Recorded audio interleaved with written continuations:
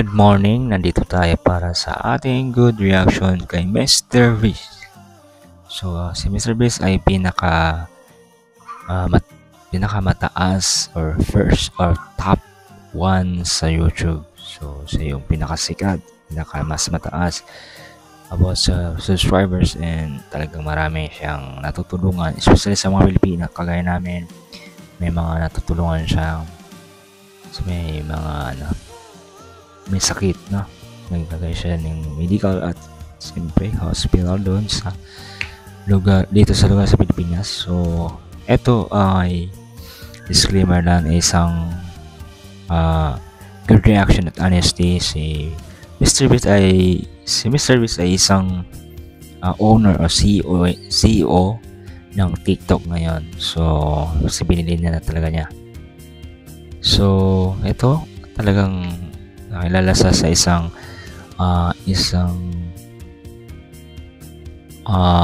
nangunguna sa YouTube at siyempre sa kanyang mga magandang content at magagandang nagagawa.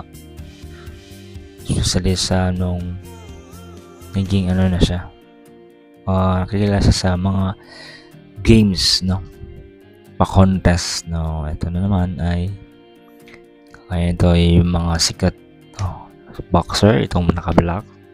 Nakalimutan ko ang pangalan, si Speed, Mr. Speed, no?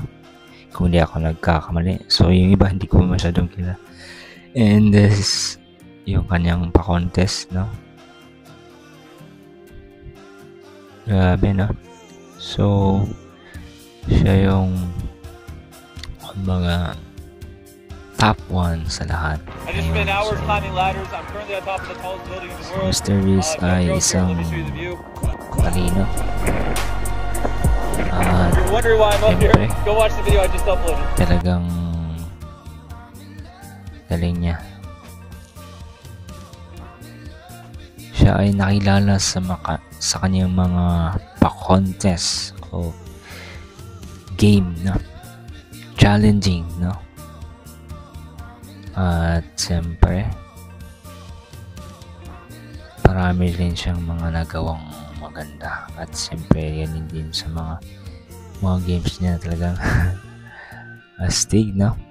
At maraming nakakilala nito. Sobrang maraming nakakilala nitong mga kay Mr. Beast. Talagang wow, 100 million subscribers. Wow, sobrang laki nito. I mean, yung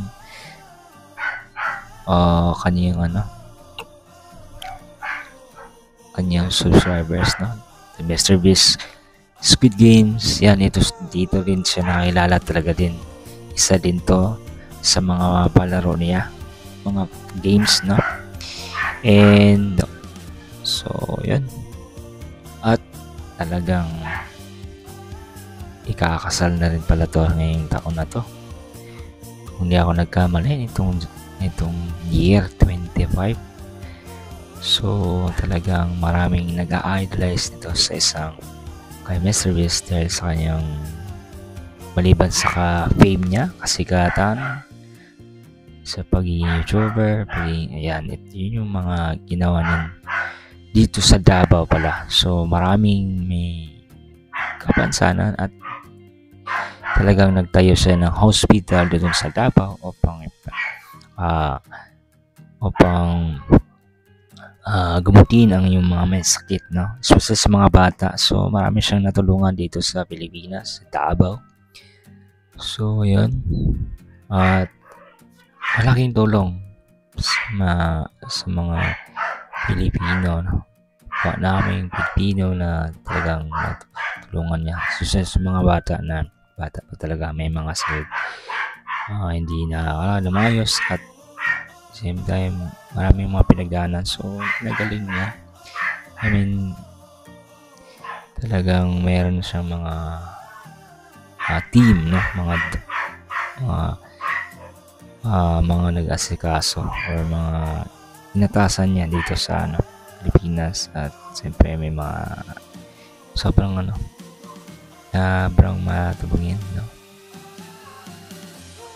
At ito makikita natin mga batang mga batang marami pang matutulungan niya, mga batang may sakit at the same time siyempre mga batang may mga pangarap din, no? So yan, makikita nyo naman napakabuti, no? Especially sa kanyang mga project, no? Ay Mr. Rizzo na marami pa siyang matulungan, hindi lang Pilipino. Ayun naman is marami siyang natutulungan talaga. Ay kung di ako nagkakamali sa Africa, no? Kung di ako nagkakamali, pakicorrect na lang. Yung parang nakita ko yung part na nagtayo siya ng tubig doon sa hindi pa sa ibang bansa. Kung hindi ako nagkamali sa Africa or hindi ko lang sure, no? Pero doon sa part na yun, marami siyang nagawa, especially sa tubig, sa ibang bansa, at marami pa.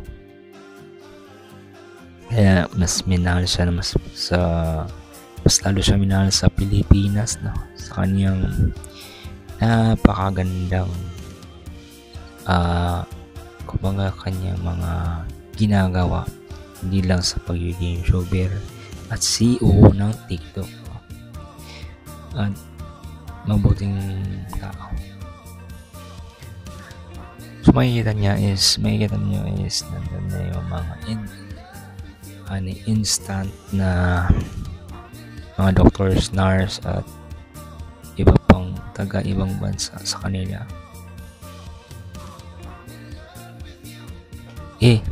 Okay.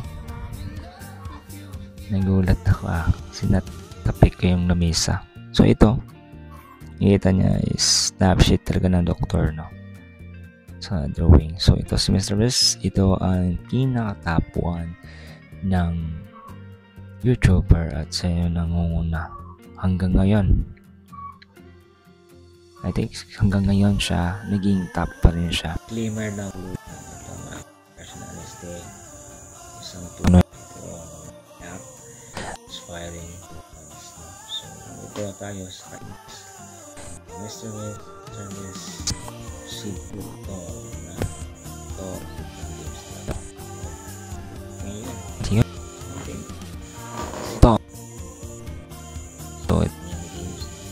Mr. Riz Tom, and mostly this video yan yung mga tapos na magaling na doktor ng kanyang free hospital siya. Marami pa siyang so sa kanyang pagiging fame at ayos ang top 5 YouTuber. Subscribe natin yung ngiti naman na nagpapaganda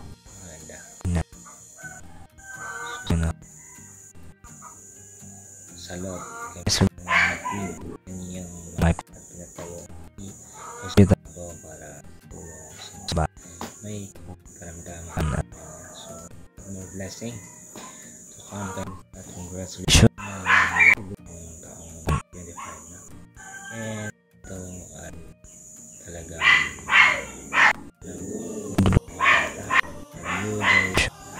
good morning. Nandito na naman tayo para sa ating good reaction at honesty. Ito continuous tayo dahil nga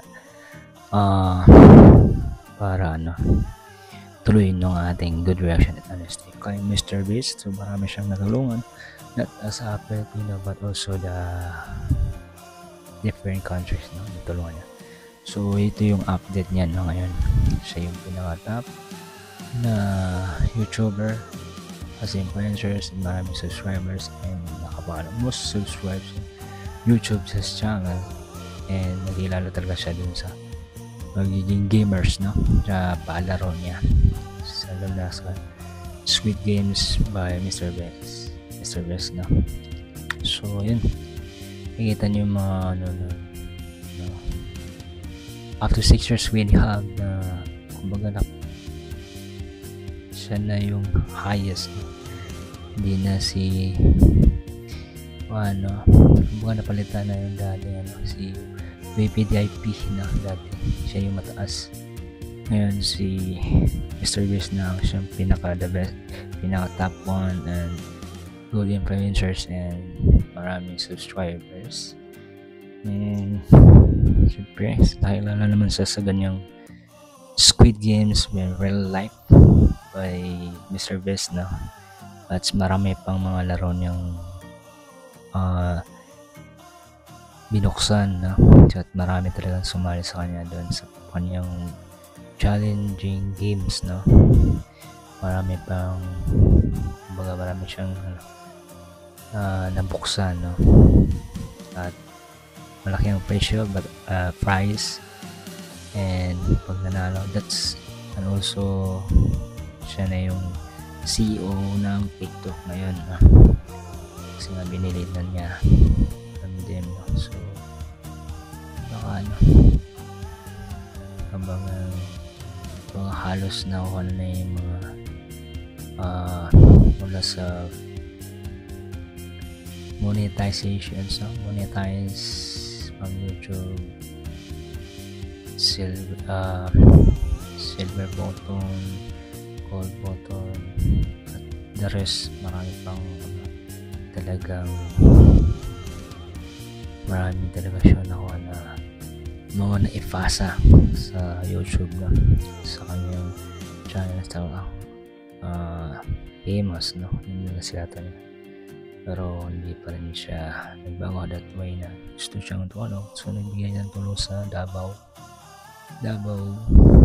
in the Philippines, no? Dito sa aming lugar, sa lugar ng so welcome for visiting. So ito yung dati yung kanyang channel, I mean dun siya nag-start and in-introduce niya kung saan kung baka siya nag-start, paano siya nagsimula. So sa katibagan na hiram siya ng pera, at the same time yung kulit niya is may laksa, no? So at tuloy lang siya.